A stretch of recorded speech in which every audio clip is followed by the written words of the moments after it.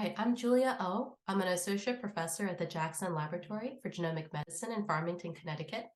And my lab is a hybrid computational and experimental group looking at different omics approaches and ultra high resolution microbiome analyses to better understand how the microbiome changes in different disease states.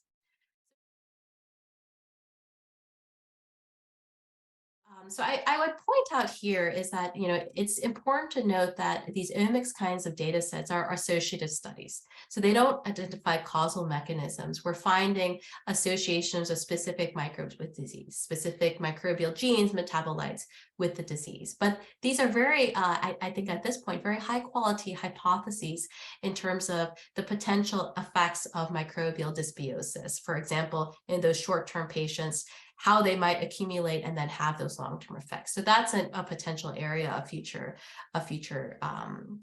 interest. These butyrate metabolites, the short chain fatty acids, those are our areas of active research in a number of fields. And so, confirming how those interact specifically kind of in the MECFS context, I think will be really important.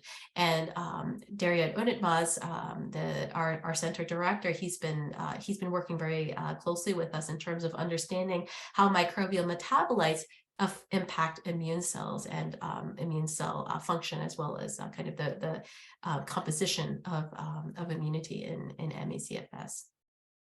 I think other ways that we hope that our study will be important is that I think this sets a framework in which additional patients may be recruited from different disease cohorts like neurofibromyalgia, individuals with overlapping syndromes, long COVID, and then we can begin to really tease out what microbial and metabolite biomarkers are differentiating MECFS from these diseases as well. So, it was our classifiers were very accurate in terms of differentiating the MECFS patients from healthy controls. But, the clinicians are able to do that. I think our expert collaborators for sure have been very, this is their life, they to diagnose these patients and to treat them based on their know-how.